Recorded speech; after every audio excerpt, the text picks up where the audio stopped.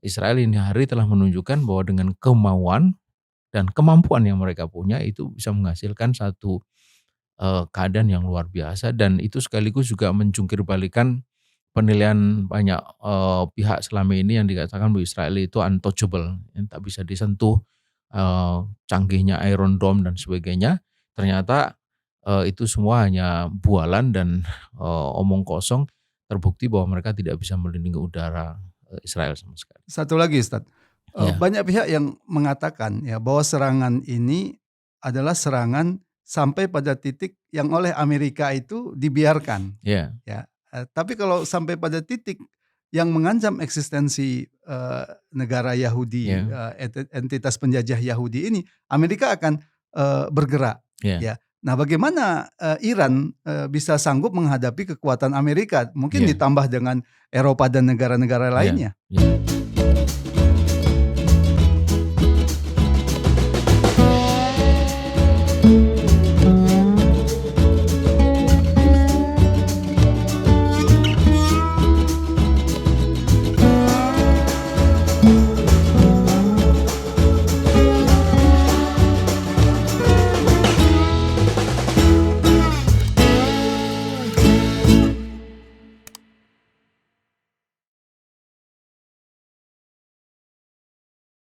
Bismillahirrahmanirrahim. Assalamualaikum warahmatullahi wabarakatuh.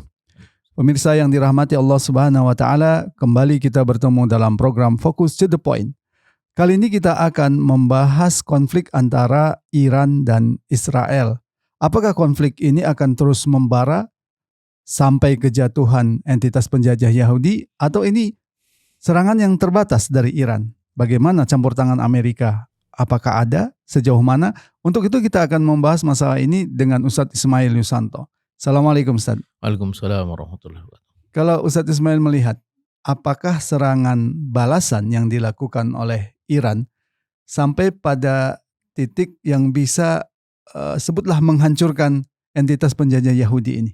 Iya, baik. Bismillahirrahmanirrahim. Assalamualaikum warahmatullahi wabarakatuh. Waalaikumsalam. Eh, Apakah ini akan sampai pada titik yang menghancurkan entitas Yahudi? Saya kira banyak pihak itu yang berharap sampai ke sana. Berharap ya? Berharap Hmm. sampai ke sana. Mengapa? Saya kira dunia saat ini bukan hanya dunia Islam tapi juga sebagian dunia Barat itu sudah begitu rupa menilai entitas Yahudi ini sebagai sebuah negara yang sama sekali tak layak untuk terus dibiarkan melakukan kebiadaban luar biasa atas penduduk atau atas wilayah Gaza. Eee, tapi tentu ini masih memerlukan waktu, artinya apakah akan sampai ke sana atau tidak, waktulah yang akan menunjukkan kepada kita.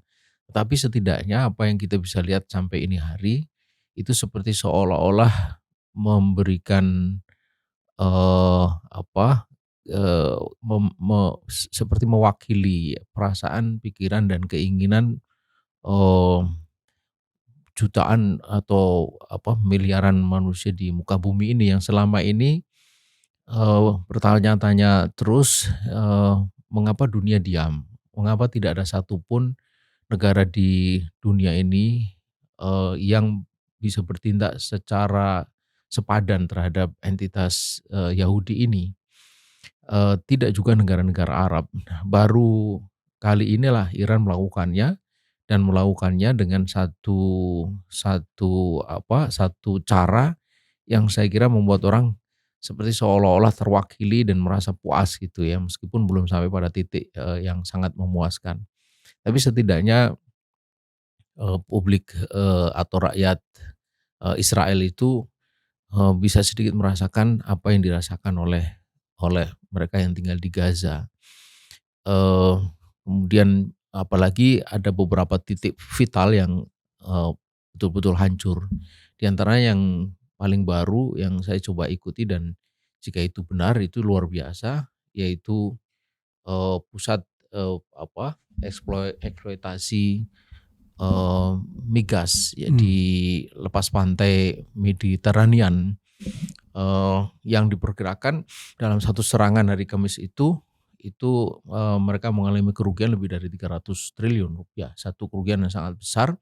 dan itu mengagetkan siapa saja di sana, utamanya orang paling kaya di Israel yang selama ini menjadi pendukung kuat dari Benjamin Netanyahu dan Zionisme.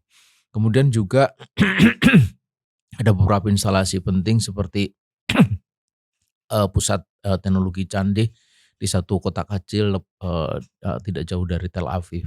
Kemudian juga ada beberapa lagi sasaran strategis, bandara ya yang porak-poranda dan seterusnya.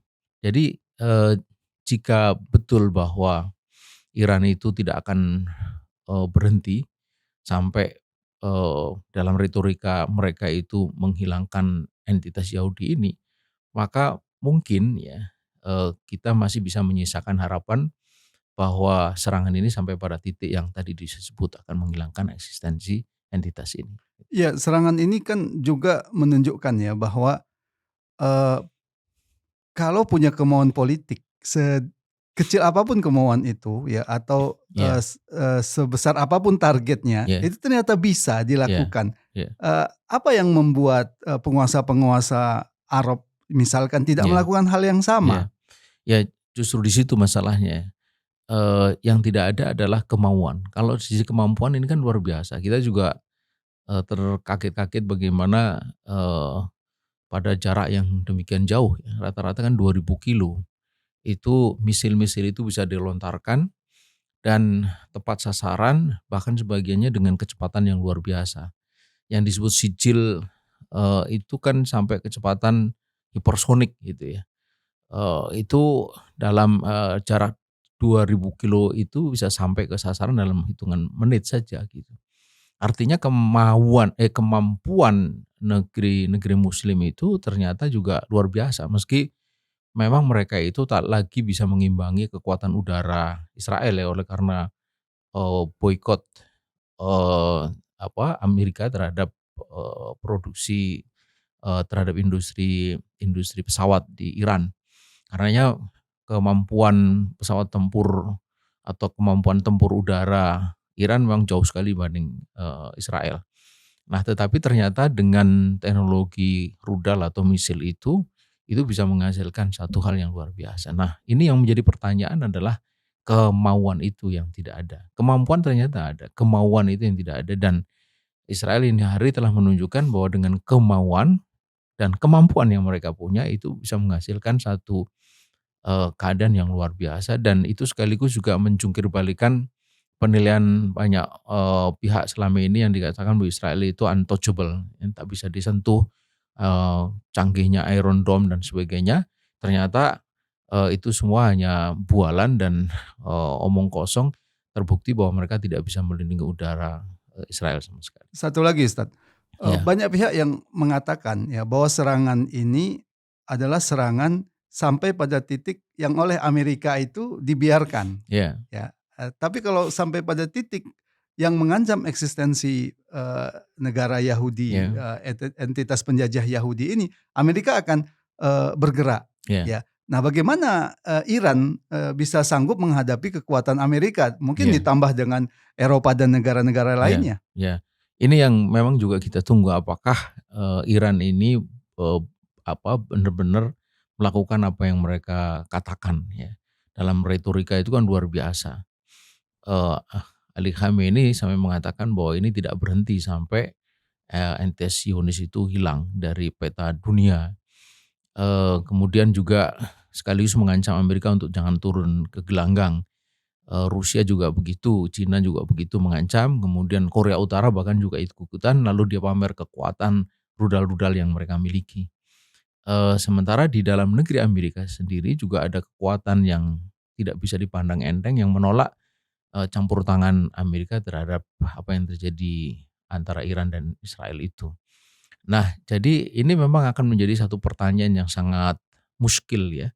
Apakah kali ini Iran itu akan terus melanjutkan serangan sampai batas yang mereka inginkan sendiri, ataukah di balik itu ada pembicaraan-pembicaraan rahasia yang sekaligus menetapkan batas dari serangan itu yang bisa ditolerir oleh Amerika.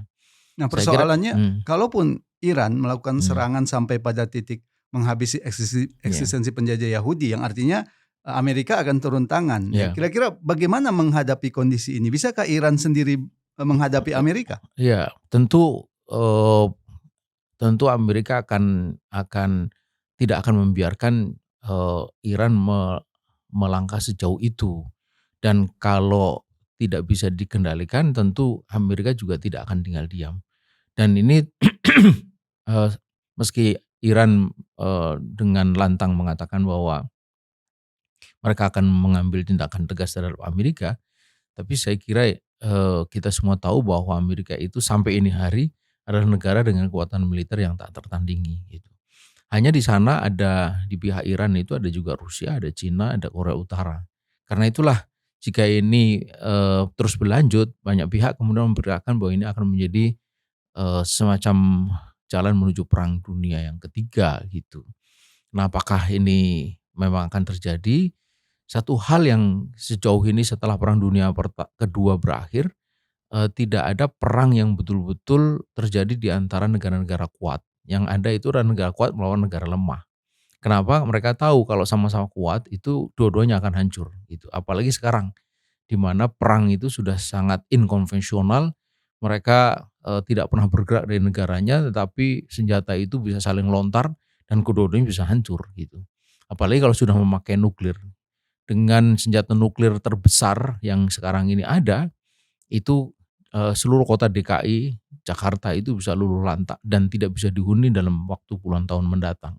Karena itu saya kira ini semua orang takut, dan karena takut itulah mereka kemudian menahan diri, sebagaimana juga era perang dingin itu kan itu hanya perang satelit istilahnya itu ya, perang di udara yang tidak pernah betul-betul terjadi.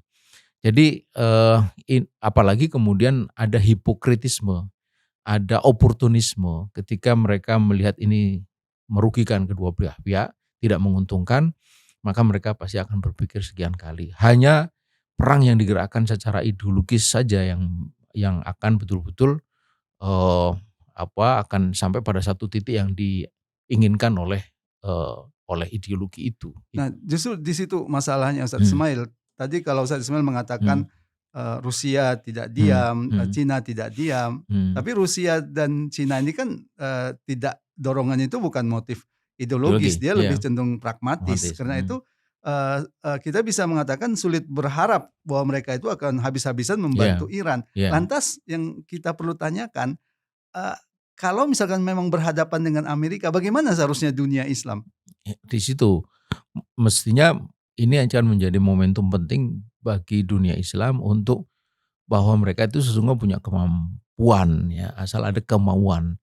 Dan jika jika benar Iran terus melanjutkan langkah, lalu Amerika juga jika benar dia kemudian juga turun, maka tentu ini akan menjadi sinyal yang mengkhawatirkan terhadap salah satu negeri muslim. Sebagaimana yang pernah terjadi atas Irak atau Afghanistan gitu.